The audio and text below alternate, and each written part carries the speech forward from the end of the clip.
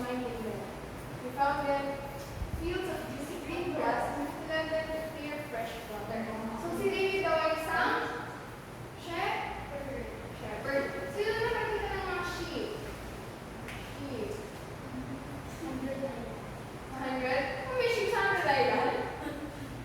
So yung mga nag-aalala daw ng sheep, ang tawag sa kanila ay shepherd. So si David ay isang shepherd. So David was trying out a new song on his harp. It was fun to make up new songs. What David liked best was making up songs about God. So si David daw ay isang musician. Ano siya? Mahilig siya sa mga music. Lalo na kapag gumagawa siya ng song, ina-offer niya yung kay Jesus.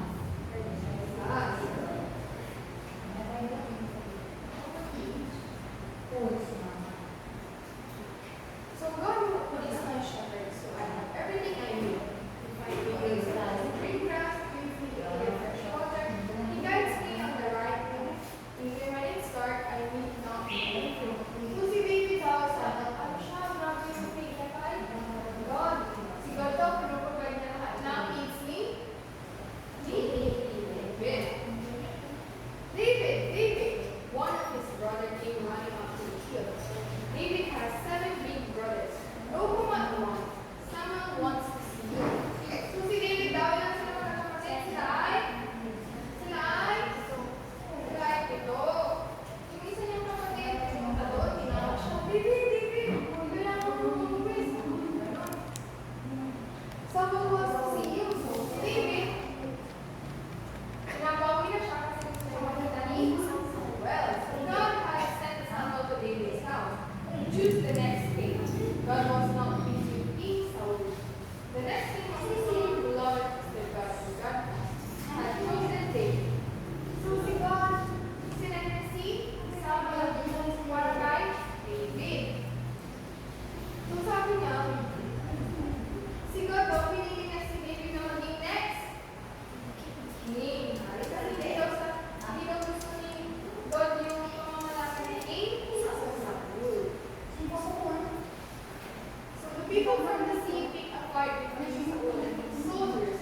They had a huge man, the giant and Goliath, on their side, so they were sure to win. So dahil si pinili na naman yung bagay si David, si Saul, lumabay agad, hindi siya pumapayag, no? So, siya ay naghamon ng laban. Sa side nila, meron silang pinakamalaking tao. Sino yan? Si Goliath. Kasi sila David, mga maliit sila. Kailan yung si Kai Soto? Mas kay Kote. Yung 6 months lang. Ganon, mas maganda ka doon, siguro 2 Kai Soto. Ganon ka siguro si Goliath. Tapos si Goliath, siguro pagkakata ni Teacher Noah, ay Teacher Khaled. So, ano yung side ni King Saul, sure sila na nanalo sila. Ikaw mga kalawanin mo ng ano, 2 Kai Soto na pinagpato. Nanalo ka ba? So, Goliath was simply enormous. He was like an Iron Man. No one could hurt him. So, di ba sobrang laki ni Goliath? Wala daw siyang iron? Iron Man? Ano na yung Iron Man? Di ba ganun siya? Sabi niya wala daw makakapalo sa kanya. So, I dare you to fight me. He shouted to King Saul's soldiers, I dare anyone to fight me. So, sabi ni Goliath, ikaw, ganyan, labanan mo ko. Sabi niya, ikaw, biyaka, pag hinamon ka ng 2 Kai Soto na pinagpato. Kalabanin mo ako. I dare you. Matatakot ka ba? Bakit hindi ka matatakot? Parang, ano siya, si Baby in Bianca's body. So everyone was scared of this huge Iron Man. So no one would fight him. Every morning and every evening, Goliath stood there shouting, I dare you to fight me.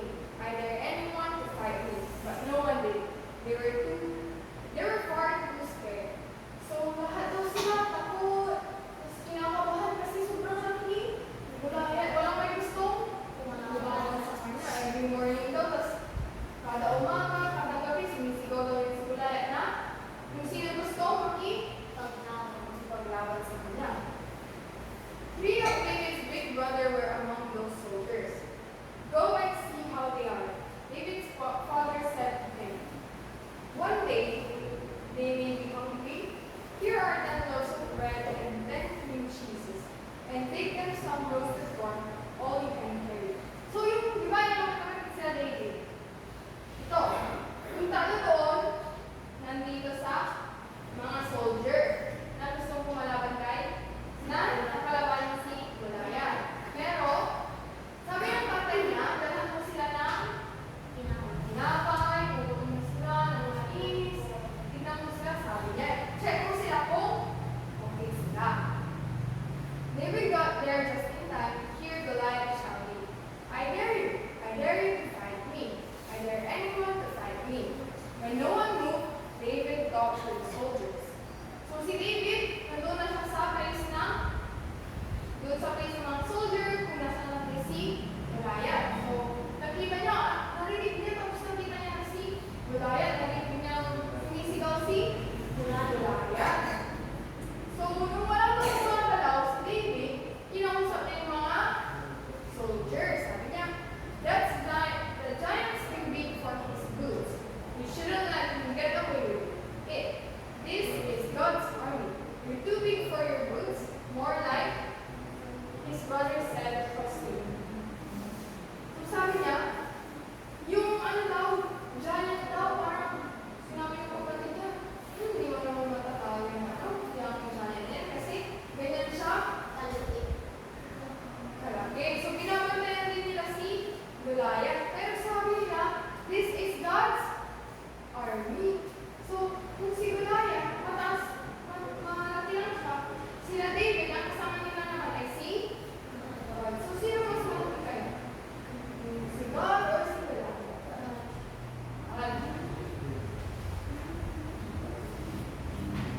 King Saul said to David, I'm not scared.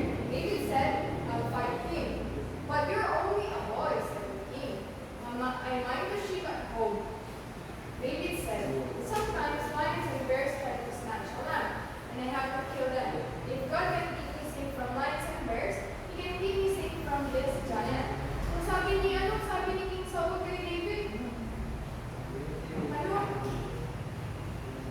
Matutalo mo ba yung giant na yan? Sabi ni David, hindi siya natatakot. Nakalabanan niya yung, kaya niyang kalabanan yung malaki si Goliath. So sabi niya, King Saul, pero ang pala, bata ka pa, you're only a boy. Sabi niya. Ay, sabi ni David, sabi ni David, siya daw ay nakapasto ng mga lupa. Tapos pag minsan yung mga lion, ganon, tapos mga bears, inaano nila yung tupa, siya ang kumakalaban sa mga bear and lion. So sabi niya, kung si God kaya niya protektahan sa bear and lions, dyan pa kaya sa malaki niya si Goliath. So the king dressed David up as a soldier, but everything was for to be. So si David, nilagyan na siya ng ginawa siyang soldier. So lahat ng gamit, napakalaki sa kanya. Tingnan niyo yung headgear niya. Kalahati ng mukha niya. Tingnan niyo yung gamit, naging dress na sa kanya. Yung t-shirt na yung dress na. So he gave David his own sword, but it was far too heavy. I can wear all this to fight the giant, David said, as he put his own clothes on again. I can hardly walk.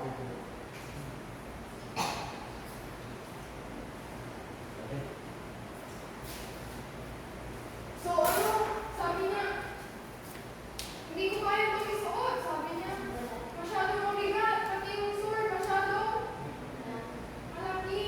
So, hindi na lang daw niya yan susuot kasi nahihirapan siya mag-ride. So David took his strong stick and went down to the stream. He chose 5 smooth stones to fit his shepherd's sleigh. Then he went to fight the giant.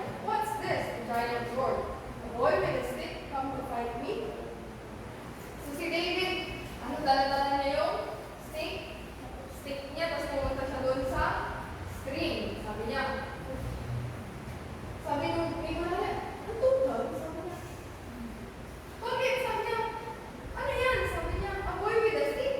Bata, tapos meron, ay isang lalaki na may dala-dalang stick. Sabi niya.